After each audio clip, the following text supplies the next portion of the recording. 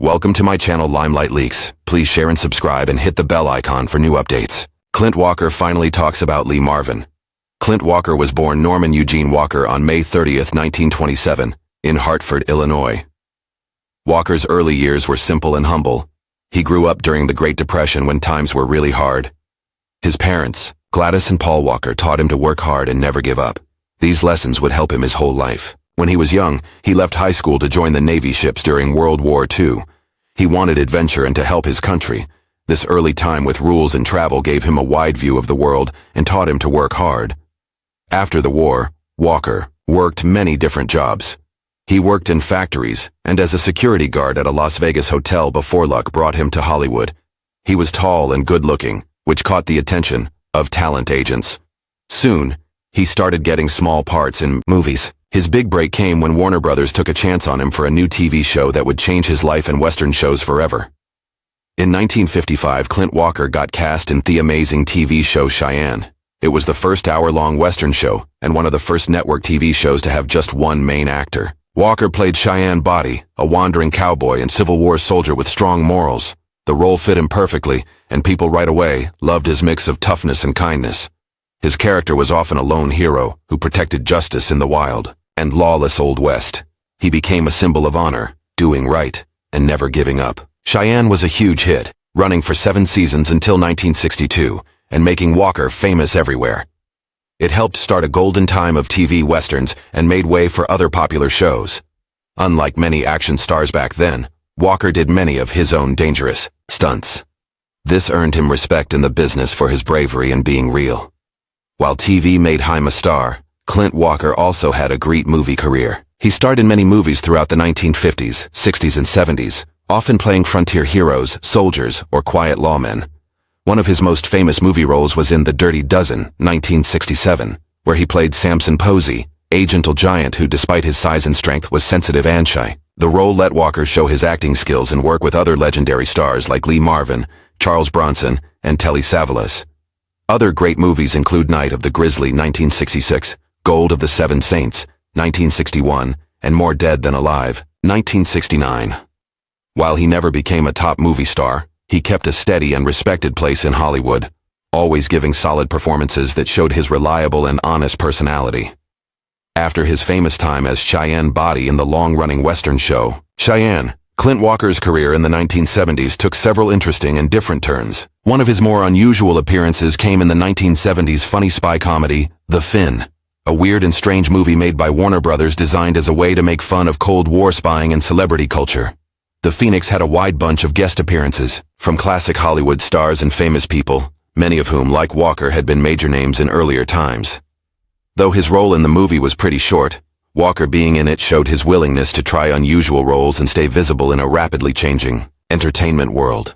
Going back to more familiar territory, Walker soon took on main roles in several Western-themed TV pilots which were shown as part of the popular ABC Movie of the Week series. These projects let Walker show his tough screen presence again, connect with audiences who still thought of him as the quiet, heroic characters of classic TV westerns. One of these projects, Yuma 1971, cast him as a tough but fair U.S. Marshal sent to a lawless Arizona town. The movie combined action with moral complexity and was well received by fans of the type. Another pilot, Hard Case 1972, gave Walker a more sad, mind-driven role as a former Confederate soldier looking for justice and forgiveness after coming home from war to find his wife remarried and his land taken. Also in 1972, he starred in The Bounty Man, a gritty, character-driven Western that showed Walker as a bounty hunter dealing with right and wrong choices and violent fights. While none of these pilots were made into full series, they showed Walker's strong presence in the TV Western type and showed his lasting appeal. Tragedy hit in May 1971 when Walker was involved in a life-threatening skiing accident while on vacation at Mammoth Mountain in California. During a downhill run, he lost control, and one of his ski poles went through his chest, going several inches deep and barely missing his heart. The injury was really bad, and Walker's survival was thought to be a miracle. He was rushed to the hospital, had emergency surgery, and spent a long time getting better. His amazing comeback from the accident added a new layer of respect to his public image, making people see him as both physically powerful and unbeatable in spirit, a real-life version of the heroes he played on screen. In 1972, Walker expanded his ranged by appearing in Panchovia, a biographical action drama about the famous Mexican revolutionary. He played a supporting role opposite Telly Savalas, who took on the title character with his trademark charm and intensity. Though the movie took creative freedoms with history, it gave audiences an entertaining view of the Mexican Revolution, and Walker's steady, commanding presence brought seriousness to the group cast. Walker then took on the lead in Kodiak 1974, a TV series that was different from his usual frontier settings. In this short-lived show, Hep played an Alaskan state trooper patrolling the huge wilderness, dealing with criminals, natural disasters, and the harsh weather. While Kodiak only lasted one season, it let Walker play a lawman in a modern setting, and it used real Alaskan locations to give an authentic, visually striking backdrop that went well with Walker's rugged persona. That same year, he also starred in the cult classic made-for-TV science fiction horror movie Killdozer, 1974, which has since become a beloved oddity among type fans. In the movie, Walker played a construction foreman on a remote island who must face off against a bulldozer that becomes taken over by an alien force. Though the idea was admittedly silly, Walker's sincere performance helped sell the tension and grounded the bizarre storyline. Also in 1974, he appeared in Scream of the Wolf, a suspenseful TV thriller about mysterious killings in a small town and guessing about Orwolf being the killer. Walker's character, a lonely hunter, is drawn into the investigation, adding a layer of mind intrigue to the story. As the decade continued, Walker remained active in movies and TV. He starred in Baker's Hawk 1976, a family-oriented Western drama set in the 1870s about a young boy who nurses an injured hawk back to health while learning life lessons from a mysterious drifter, played by Walker. The movie offered a more tender and human portrayal of frontier life, and Walker's role as the weathered but wise mentor earned him praise for his detailed performance. In 1977, Walker appeared in a series of type projects that showed his versatility. He had a supporting role in Snow Beast, a TV horror thriller about a Sasquatch-like creature terrorizing a ski resort. The movie combined monster movie elements with disaster movie parts, and Walker once again played the steadfast figure facing danger. That same year, he took on a role in The White Buffalo, a dark and thoughtful Western starring Charles Bronson as Wild Bill Hickok. Walker's character added depth to a story, filled with myth and allegory, mixing Western and Native American folklore with stark realism. Continuing to work across the North American movie landscape, Walker took the lead in Deadly Harvest, 1977, a Canadian-made dystopian thriller that explored the results of climate change and food shortage in a collapsing society. Walker's portrayal of a farmer-turned-survivalist facing societal breakdown added urgency and seriousness to the low-budget production, reflecting real-world worries of the time. Toward the close of the decade, Walker also accepted smaller roles such as a brief appearance in the acclaimed TV miniseries Centennial, 1978–1979, based on James Michener's historical epic about the American West. Though his part was limited, the series' scale and ambition aligned well with Walker's legacy in the type. In 1979, he was featured in Mysterious Island of Beautiful Women, a made-for-TV adventure movie set on a remote island populated by stranded women and haunted by danger. The movie combined action, mystery, and exotic settings, and while it was light entertainment, Walker's inclusion once again showed his ongoing popularity with TV audiences. Through this period, Clint Walker showed remarkable toughness, professionalism, and ability to adapt. Despite the changing nature of the entertainment industry and personal hardships like his near-fatal injury, Walker remained a dependable, charismatic figure who continued to bring strength, dignity, and authenticity to every role he took on. His work in the 1970s, particularly in made-for-TV productions, solidified his place not only as a Western icon, but also as a versatile actor capable of tackling a wide range of types. As Westerns became less popular in the late 1970s, Walker took on fewer acting roles, occasionally appearing in guest spots or made-for-TV movies. He lent his voice to the 1998 animated feature Small Soldiers, introducing himself to a younger generation orphans. Beyond acting, Walker explored writing and co-authored a Western novel titled Yaki Gold with Kirby Jonas. Clint Walker had a rich and complex personal life that spanned 3 long-term marriages, each lasting about 2 decades. These relationships showed both the lasting commitment and the personal challenges he faced outside his public persona as a Hollywood icon. Walker's first marriage was to Vera Garver, whom he married in 1948 during the early stages of his career, before he had achieved widespread fame. Their marriage lasted for 2 full decades, ending in 1968. During their time together, the couple welcomed 1 child, a daughter named Valerie, who was born in 1950. Valerie Walker would go on to break significant barriers in the world of aviation, forging a path in a male-dominated field to become one of the first female commercial airline pilots in the United States. Her pioneering accomplishments showed the same trailblazing spirit her father embodied on screen as the tall, rugged cowboy hero.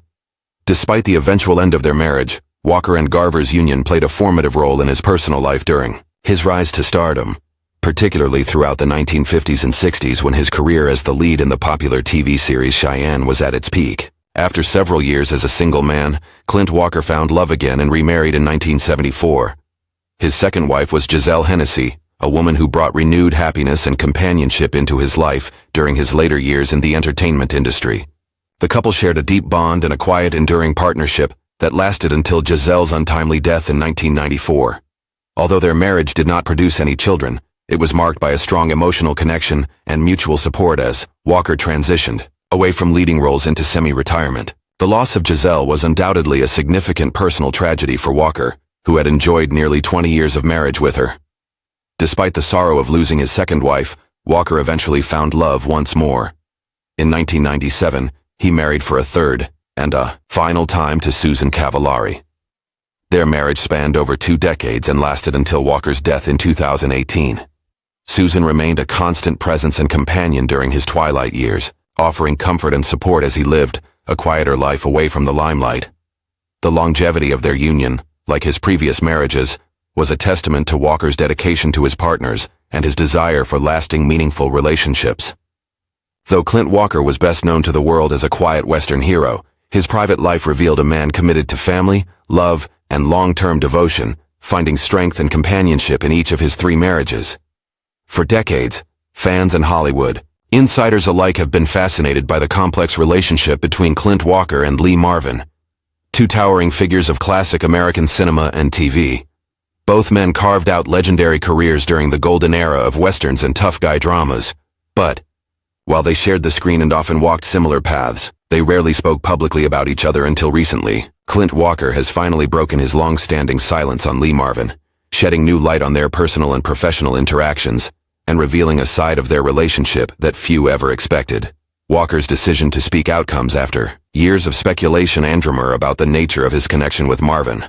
For decades, the public only had glimpses, brief mentions in interviews, or fleeting anecdotes from colleagues to piece together how these 2 icons really felt about one another. Was there rivalry, mutual respect, genuine friendship? The truth, as Walker now reveals, is a nuanced story of admiration, professional rivalry, and personal complexities that often get lost behind the glamour of their Hollywood personas. In his first extensive interview, addressing Lee Marvin directly, Clint Walker told how their paths first crossed in the early 1960s when both were rising stars. Walker, known for his towering stature and calm manner, was establishing himself as a Western hero, most famously in the TV series Cheyenne. Marvin, on the other hand, had already gained a reputation as a tough, gritty actor, with a formidable presence in movies like The Dirty Dozen. Despite the obvious differences in their public images, Walker was honest in admitting that he admired Marvin's intensity and fearless approach to his craft. However, it wasn't all smooth sailing. Walker told about moments of professional tension, especially when the 2 were cast in similar roles or competed for the same projects. He described a particular incident during the filming of a Western where their contrasting acting styles, Walker's more quiet, reserved presence versus Marvin's explosive energy, created friction on set. We had very different ways of approaching our work, Walker explained. Lee was a firecracker, always pushing the limits, always intense. Me, I was more about quiet strength and letting my actions speak louder than words. Despite these differences, Walker emphasized that beneath the surface was a mutual respect that endured over the years. He revealed that Marvin, despite his tough exterior and sometimes gruff manner, was actually someone who valued loyalty and had a deep commitment to his friends and colleagues. Lee was a complicated man, Walker said thoughtfully. You had to know him, to understand him, but once he considered you a friend, he was fiercely loyal. That was something I came to appreciate about him. Walker also broke new ground by sharing some previously unknown stories that highlighted the human side of Lee Marvin. Stories that contrasted sharply with the often hard-edged macho image Marvin projected on screen. He told of a time when Marvin quietly supported a struggling crew member on set, paying out of his own pocket to help the man's family during a tough time. Most people only saw the tough guy, but Marvin but Lee had a heart. Walker said he just didn't wear it on his sleeve. The revelation of these softer moments has resonated deeply with fans who remember Marvin as a no-nonsense screen legend, giving them a fresh perspective on the man behind the characters. For Walker, breaking his silence was about setting the record straight and honoring the memory of a colleague who shaped an era of film.